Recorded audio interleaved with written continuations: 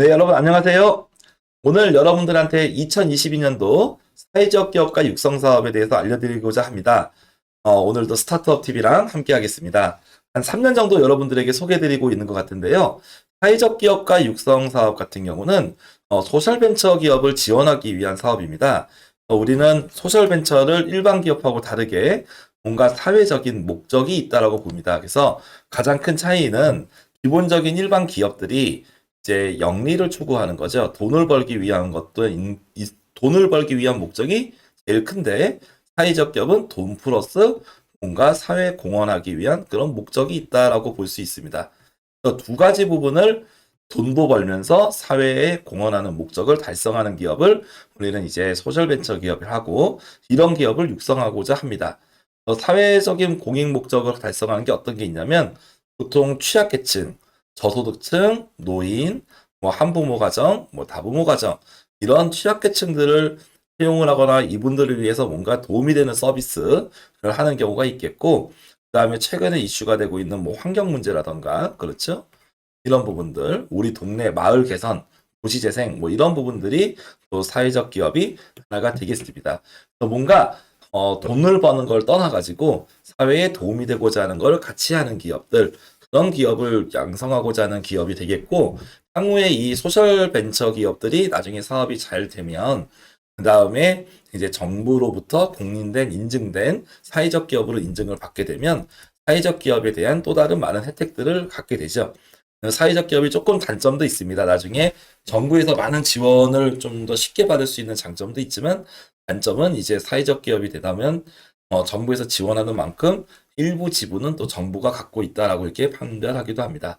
하지만 많은 분들이 이제 사회적인 그런 문제 해결에 관심 있는 경우가 사실이고 그런 기업들이 창업할 때 지원해주는 자금으로서 대단히 유용한 자금이고요.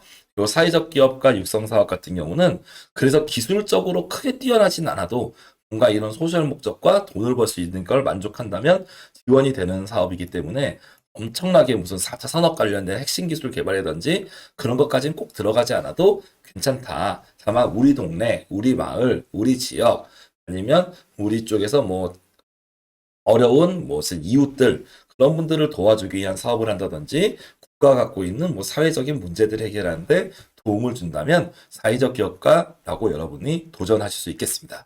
그런 관점을 가지고 한번 빠르게 훑어보도록 하겠습니다. 사회적 기업가 육성 사업 같은 경우 사회적인 목적을 실현하는 그런 기업들이다라고 얘기할 수 있고 좀 전에 설명드린 내용들입니다. 그래서 돈을 벌면서 사회적 목적을 달성해야 되는 거죠. 이 사업은 1월 24일까지, 그러니까 지금부터 한 이제 3주 좀 넘게 남았네요. 까지 접수를 받게 되고 서류 심사 그리고 중간에 면접 마지막에 대면 평가까지 해서 2월 말쯤에 이제 최종 합격자가 나오게 됩니다. 최종 선정이 되면 2월 말에 협약을 하고 3월부터 12월까지 사업비를 받고 창업을 하게 되는 거죠. 여기서 이제 보면은 이 사업은 좀 특이하게 사회적 기업진흥원에서 담당을 합니다. 총 600개 팀에서 창업팀을 모집을 하게 되고요.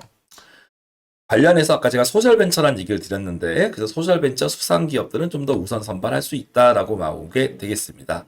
지원 내용은 사무실 지원을 하고요. 운영 경비 그리고 사업 개발비라는 표현을 써요. 홍보 마케팅. 그래서 기술 개발이 반드시 중요하지만 않다라는 말씀 드렸잖아요. 뭔가 사회적 목적을 이룰 수 있는 사업을 하면 거기에 필요한 개발비를 주는 거죠. 그리고 1,500만 원을 기본적으로 자금을 주고 중간 평가를 거쳐서 자금을 추가적으로 더 줍니다. 최대 5천만 원까지 차등 지급을 하고 작년에는 아마 평균 3천만 원 정도 지원을 했다라고 볼 수가 있겠습니다. 사업비를 집행하게 되고 담당 선생님이 계셔서 여러분들이 창업할 때 멘토링들을 지원을 따로 하게 되겠고 사회적 기업으로 가기 전 단계인 예비 사회적 기업 인허가 과정이 있습니다. 또 그런 쪽에 될 수 있도록 멘토링이 들어갑니다. 사회적 기업을 한다는 것은 일반 자영업이라든지 기술 창업보다 훨씬 더 정보가 없는 분야입니다. 그러다 보니까 이 분야에 대신 멘토링을 받을 수 있다는 것도 좋은 장점 중에 하나다라고 말씀드릴 수가 있겠어요. 사업이 추진하는 방식은 여러분이 이제 창업 지원 기관 중을 이제 태기를 하게 되는데요. 뭐 권역기관, 특화기관 뭐 이렇게 나눠져 있습니다. 여러분이 담당한 행정 권역기관에 여러분이 나중에 신청할 수도 있고 아니면 특화 쪽이 있습니다.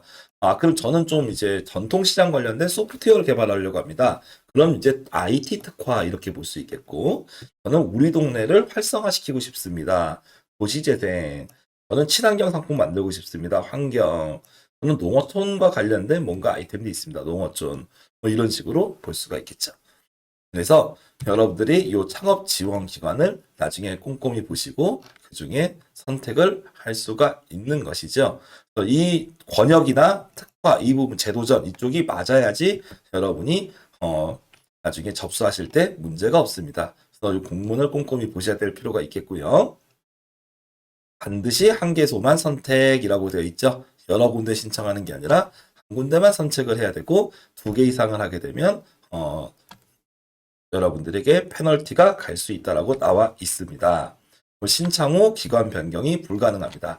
그래서 이 기관 신청하는 거에 따라서 경쟁률이나 이런 게 달라질 수가 있으니까 조심하셔야겠어요. 1월 24일까지 이제 접수를 받고 6시까지입니다. 그리고 온라인, 오프라인 두 가지를 다 받는데 요즘에는 온라인으로 하시는 게 가장 깔끔한 방식입니다. 그리고 뭐 오프라인도 불가능하지는 않지만 도착을 해야 됩니다. 24일 날 발송을 하시면 안 되고 24일 6시까지 도착을 해야지 해결이 됩니다. 신청 자격이 조금 중요한데요. 기본적으로 3인 이상으로 신청을 구성을 해야 돼요. 그래서 대표 포함 3인이니까 대표 제외하고 2명까지 이렇게 팀원을 3명까지 구성해야 된다는 조건이 있어서 일반 창업보다는 약간 이게 까다로울 수도 있겠다라는 말씀을 드릴 수가 있겠고요. 그리고 예비 창업팀, 초기 창업팀, 제도전 창업팀 보통 이게 3가지를 구분합니다. 아직 나는 예비 창업자지만 사회적 기업하고 싶어. 그거는 4월 중에 별도로 모집을 합니다. 지금 하고 있는 거는 이겁니다. 초기 창업팀과 제도전 창업팀 2가지를 하는데 초기 창업팀은 창업 2년 이내에 사업 관찰낸 지 2년 이내의 기업이다. 또 21년 예비 창업팀 중에서 우수 또는 양호로 받은 팀 2팀이 이렇게 그 경우가 지원이 되겠고 제도전은 과거에 사회적 기업과 유동성을 받았지만 실패해서 다시 도전하고 싶은 팀 이렇게 나와 있죠. 사회적 기업 같은 경우는 실패율이 높아요. 왜냐하면 돈만 버는 것만 중요한 게 아니라 이런 사회적 목적도 달성을 해야 되기 때문에 그래서 어떻게 보면은 실패를 해도 제도전하는 팀도 지원을 해주겠다라고 얘기할 수가 있죠.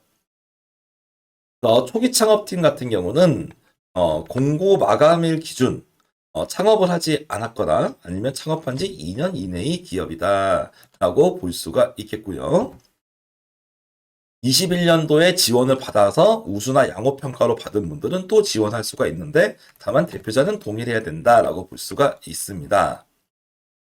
그래서 나중에 이 회사는 사회적 기업 인증을 받는 걸 목표로 하기 때문에 특히 예비 사회적 기업 인증까지는 지정을 목표로 해야 하는 게 바람직한 여기서 해야 되는 경우에 지원을 해라라고 나와 있고요.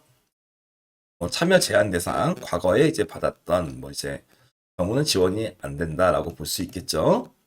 다만 이제 과거에 받았지만 또 받는 경우는 안 되는데 2년이 지난 업체가 근데 폐업을 해서 실패를 했을 때 다시 도전할 경우에는 가능할 수도 있다라고 가능할 수 있다라고 여기 나와 있죠.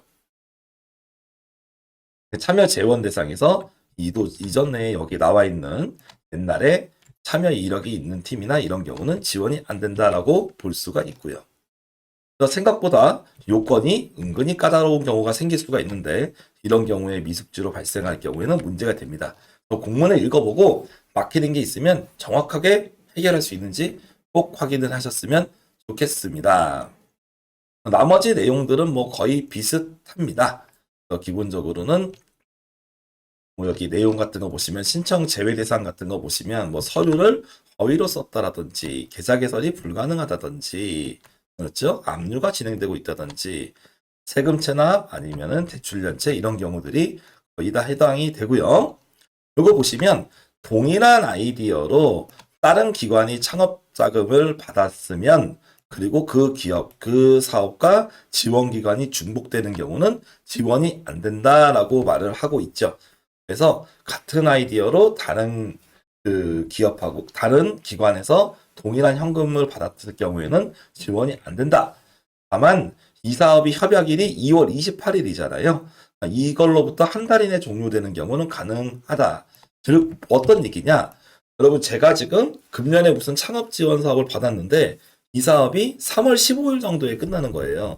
내년도 3월 15일에 끝나면 2월 28일 기준으로 한 달 이내, 즉 3월 한 28일인가 27일 정도 되겠죠? 그 전에 종료가 된다고 하면은 지원이 가능하다는 겁니다.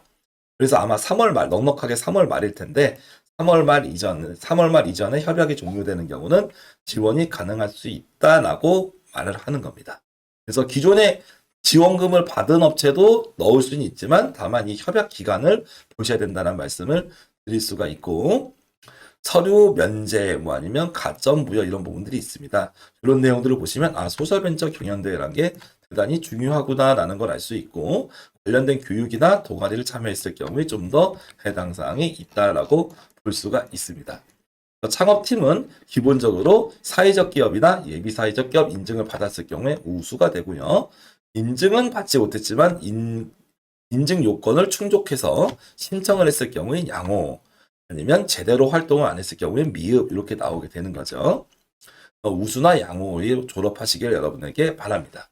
제출 서류는 참여 신청서, 뭐 사업화 계획서 이런 서식들이 있고 이걸 가지고 나중에 동의서를 써서 내시면 되겠습니다. 팀원은 총 3명, 그리고 하시고자 하는 아이템은 이런 사회적 목적을 구현할 수 있는 소셜 미션이 있고 실제로 또 돈도 벌 수 있는 그런 두 가지 아이템들이 두 가지 내용을 충족하는 그런 비즈니스 모델을 가지셔야 되겠다는 말씀을 드려봅니다. 그래서 나중에 서류, 면접, 대면, 그래서 중간에 면접 과정이 있다는 말씀을 드리고요. 평가 기준이 그래서 말씀드린 것처럼 소셜 미션, 어떤 사회적 문제를 해결하고자 하는가, 이게 상당히 중요하다라고 볼 수가 있고, 왜 하필이면 이 어려운 사회적 기업에 도전하고자 하는지 그런 부분도 있고요. 팀원들이 구성은 적절한지, 그리고 역시 비즈니스 모델 같은 경우가 중요하겠죠.